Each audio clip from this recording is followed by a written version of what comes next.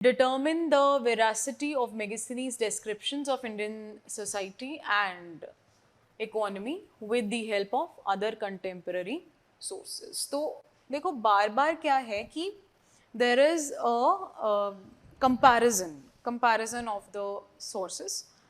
So comparison of the sources बार बार आ रहा है, वही सेम मटेरियल लिखना है लेकिन थोड़ा अलग वे में लिखना है, ठीक है।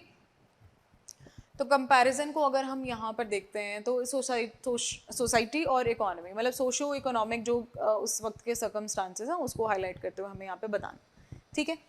तो सबसे पहले तो वेरासिटी का मतलब यहाँ पे क्या हुआ कि आप कितना ऑथेंटिकेशन कितना है, how like can you believe Megasthenes Indica, और are there any discrepancies over it, और you need to refer to other sources. Contemporary sources का बारे में लिख ही रहे हैं, खुद ही बता रहे हैं, तो मतलब है प्रॉब्लम, ठीक है। तो पहले तो बताना है कि क्या क्या लिखा है, फिर उसको कंपेयर करना है बाकी सोर्सेज से, ठीक है, जैसे अर्थशास्त्र से या अशोका के इंस्क्रिप्शंस, और उसमें डिस्क्रिपेंसीज जो हैं फिर आपने फाइंड आउट करनी है, और फिर एंड में इशू राइटिंग्स के साथ क्या था वो आपने लिख देना है, ठीक है। तो हम यहाँ पे बात करते हैं सबसे पहले कि मेगास्थनीज ग्रीक हिस्टोरियन है, डिप्लोमैट है, कैसे भेजे जा रहे हैं सब इनके बारे में बता देंगे, इनको इंट्रोड्यूस करेंगे आप यहाँ पे। इनकी इंडिका के बारे में आप मेंशन कर सकते हैं यहीं, ठीक है, अलग से नहीं बताना है, नीचे आके वहीं पे बताओ। सोसाइटी के बारे में ये पर्सन कहता है कि इंडिया बड़ा डाइवर्स कल्चर का है, मेल्टिंग पॉट ऑफ कल्चर्स, मतलब बड़े सारे डाइवर्सिटी ऑफ पीपल जो है यहाँ पे रह रहे हैं, डाइवर्सिटी ऑफ रेसेस यहाँ पर प्रेजेंट थी, तो डिफरेंट बैकग्राउंड्स की डाइवर्सिटी के बारे में मेंशन कर रहा है।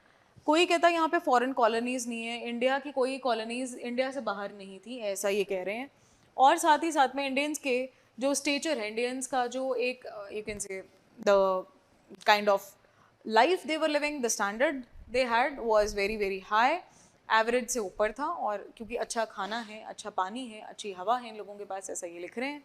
और साथ ही साथ में ये भी लिखते हैं कि यहाँ पर आर्ट में लोग बहुत ज़्यादा स्किल्ड है, मतलब स्किल्ड पॉपुलेशन की बात यहाँ पर हो रही है, जो कि बहुत बड़ी चीज़ है, right. Of course it is a socio-economic factor. Of course a skilled population is going to have a great economy. अगला इन्होंने यहाँ पर 7 ऐसे ग्रुप्स के बारे में यहाँ पर लिखते हैं which are actually seem to be professions. They are professions, but he is actually considering them as castes and hereditary caste, because we know that there were jatis present who had actually relation with their profession. So profession-based jatis had emerged in the Mahajanpad period only, and they had continued in the coming periods as well. जैसे for example potter's का एक community था, तो कुम्हारों की community, सोनारों की community, सोनार जो सोने में डील करते हैं, ठीक है। अच्छा, अब लोहार हो गए, लोहे में डील करने वाले, कपड़े में डील करने वाले जुलाहा हो गए, तो इस तरीके से कई सारी ऑक्यूपेशन जो है यहाँ इमर्ज होती हैं, और उसी से उनकी जाति बना दी, मतलब कुम्हार एक जाति बन गई, हालांकि प्रोफेशन था।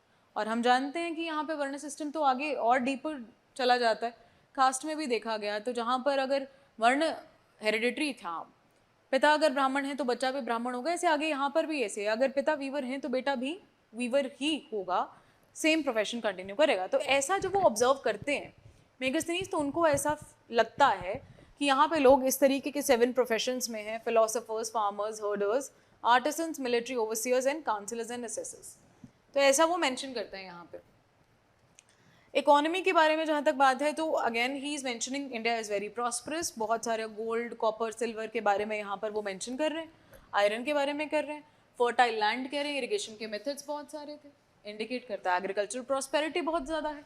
फिर वो ट्रेड को भी यहाँ पर अंडरलाइन कहीं ना कहीं करते हैं, जहाँ पर वो ऑफकोर्स बता रहे हैं कि किस हद तक जाके इन लोगों के पास रिसोर्सेज हैं। तो ये इंडिकेट करता है कि कहीं ना कहीं इकोनॉमी के एक अर्बनाइज्ड कैरेक्टर के बारे में, क्योंकि एग्रीकल्चर सरप्लस दिखाया जा रहा है। Rice, millet, crop called bosporum, cereals, pulses, ये बॉस्पोरम वो लिख रहे हैं, ठीक है। सो ऐसा करके कई सारे क्रॉप्स के बारे में लिख रहे हैं, और ऐसा कह रहे हैं कि यहाँ कभी अकाल नहीं आया था, there was no famine, which is false, right. So there is certain information, and of course एक और चीज़ आप यहाँ सोसाइटी में लिख सकते हो अबाउट स्लेवरी, ओके।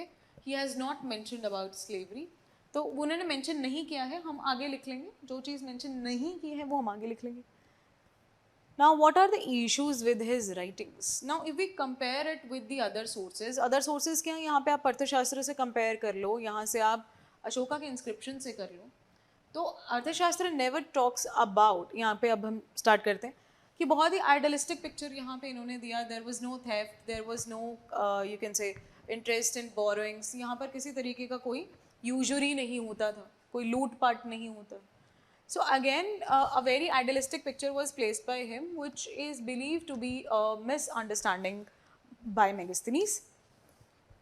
अगली चीज़ यहाँ पे कास्ट और ऑक्यूपेशन को लेके उसको बहुत कन्फ्यूजन रहता है. जैसे हम देख रहे थे, सोसाइटी को वो डिवाइड कर रहे हैं डिफरेंट सेक्शंस में. हालांकि क्या है, वर्ण सिस्टम प्रेजेंट था अर्थशास्त्र में ही डायरेक्टली मेंशन्ड है. तो एक थ्योरेटिकल टेक्स्ट जो बात बोल रहा है, ऑफ कोर्स ये प्रोफेशंस होते होंगे, लेकिन सोसाइटी का डिवीजन जो है वो कास्ट बेस्ड है, दैट्स ट्रू, बट अल्टीमेटली वो they are related to the varnas. Okay, तो वर्ण सिस्टम के बारे में नहीं लिखते हैं. चतुर्वर्ण सिस्टम, ब्राह्मण क्षत्रिय वैश्य शूद्र 4. Also, he does not talks about, he says that there is no slavery, he says that there are no famines, which are actually underlined by different inscriptions. यहाँ पे आप mention कर सकते हो inscriptions के बारे में, ठीक है. You can make this answer better.